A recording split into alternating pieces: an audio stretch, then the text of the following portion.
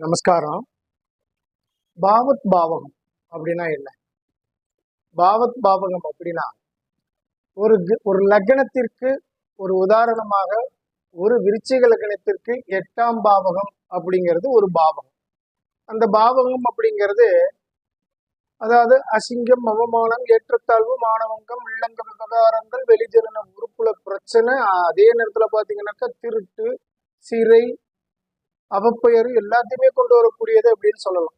அந்த 8ஆம் பாவகம் அப்படிங்கிறது ஒரு பாவகம். அந்த 8ஆம் பாவகாதிபதி அப்படின்னு சொல்லக்கூடிய அதாவது புதன் பகவான், விருச்சிக லக்னத்துக்கு புதன் பகவான் 8ஆம் இடத்திற்கு 8ஆம் இடமான ஒரு நிமிடம் முன்னாடி விடுது 8ஆம் இடத்திற்கு 8ஆம் இடமான லக்னத்திற்கு 3ஆம் இடமான மகரத்தில் நிற்கும் போது பாவத் பாவகம். அப்பா 8ஆம் இடம்ங்கிறது ஆயுள் ஸ்தானம்னு சொல்லக்கூடியது. அந்த 8ஆம் இடத்து அதிபதி 8ஆம் இடத்துக்கு 8ஆம் இடத்துல இருந்து லக்னத்திற்கு 9ஆம் இடமான விருச்சிக லக்னமான ஸ்திர லக்னத்திற்கு 9ஆம் இடமான பாதகஸ்தானத்தை பார்க்கிறாரு. 9ஆம் இடம்ங்கிறது பிதுர்ஸ்தானம். அப்போ அவர் நிக்கிறது லக்னத்துக்கு 3ஆம் இடத்துல இருந்து லக்னதாரரின் தகப்பனார் ஸ்தானம் சொல்லக்கூடிய 9ஆம் இடத்து அதாவது 9ஆம் இடத்தை பார்க்கிறாரு. அப்படின்றப்போ அந்த ஜாதகதாரரின் அஷ்டம அதாவது 8ஆம் இடத்து தசா காலங்களில் அந்த 8ஆம் இடத்துக்கு எந்த இடத்தை பார்க்குதோ அந்த காரகத்துவத்துக்கு பாதிப்பு ஏற்படும். புதன் பகவானுக்கு 7ஆம் பார்வை மட்டும்தான்.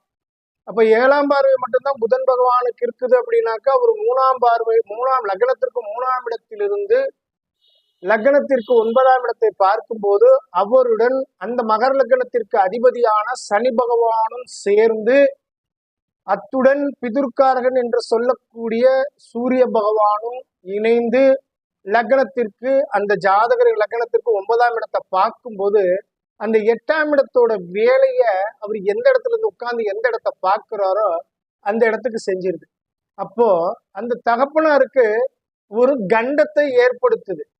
இது எதனாலனா சனி பகவான் 9ஆம் இடத்தை பார்க்கிற 9ஆம் இடத்து அதிபதியை சனி பகவான் பார்க்கிறாரு, பிதுர்காரங்களுடன் சேர்ந்திருக்காரு, பிதுர் ஸ்தானத்தை பார்க்கிறாரு.